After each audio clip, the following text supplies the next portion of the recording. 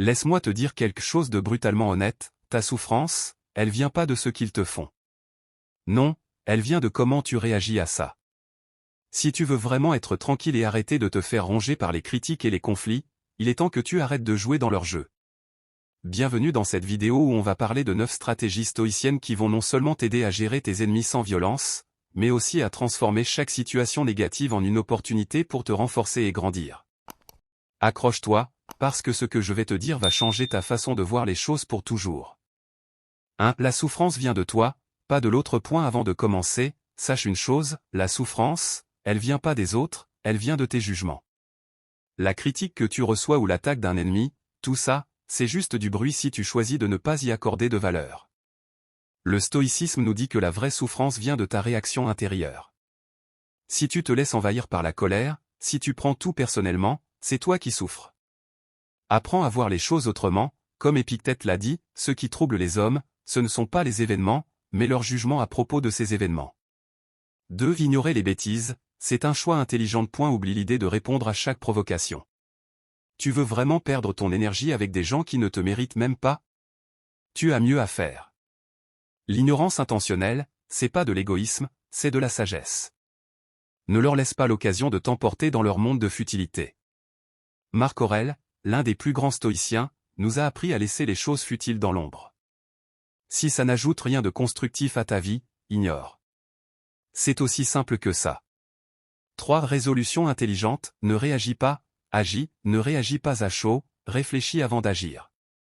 Les situations conflictuelles sont souvent des tests pour voir si tu peux garder ton calme. Un exemple? Imagine un collègue qui te critique publiquement. Comment tu réagis? Tu le rembarras? Tu vas peut-être lui prouver qu'il a raison en agissant de manière impulsive. Ou alors, tu choisis de prendre du recul, d'observer la situation et de trouver une solution plus intelligente. Épictète nous dit, il ne dépend pas de toi que tu sois critiqué, mais il dépend de toi de savoir comment réagir. 4. Transforme les conflits en opportunités de croissance. Si au lieu de considérer les conflits comme des échecs, tu les voyais comme des opportunités? Oui, je sais, ça peut paraître contre-intuitif, mais chaque interaction difficile est un terrain d'entraînement pour ton esprit. Si quelqu'un essaie de te rabaisser, réfléchis, comment ça m'aide à grandir? Qu'est-ce que je peux apprendre de cette situation? Ce n'est pas l'attaque qui te brise, mais ton incapacité à en sortir plus fort. 5. Prendre du recul pour rester calme. Une autre clé, prendre du recul. Tu peux pas rester zen dans une tempête si tu restes dedans. Un bon exemple de stoïcien qui savait prendre du recul? Sénèque. Il savait que chaque émotion intense est une réaction que tu peux contrôler. Quand la colère monte, prends une pause, éloigne-toi de la situation, et observe-la avec un regard extérieur. C'est comme un film dont tu serais le spectateur. Quand tu prends du recul, tu choisis ta réaction, et là tu es maître du jeu. Ton ennemi est ton miroir. Tu crois que tes ennemis sont là juste pour te faire du mal? Non, ils sont là pour te faire grandir. Si quelqu'un te déteste, c'est peut-être parce que cette personne voit quelque chose en toi qui l'effraie ou l'agace. Alors, au lieu de les haïr, utilise cette énergie pour faire une introspection. Qu'est-ce que cette personne te révèle sur toi-même?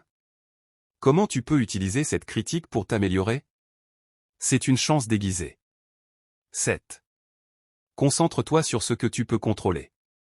Voilà l'un des grands principes stoïciens, tu ne contrôles pas ce que les autres font, mais tu contrôles entièrement ta réaction. Arrête de gaspiller ton énergie à essayer de changer les autres. C'est de toi dont tu dois t'occuper.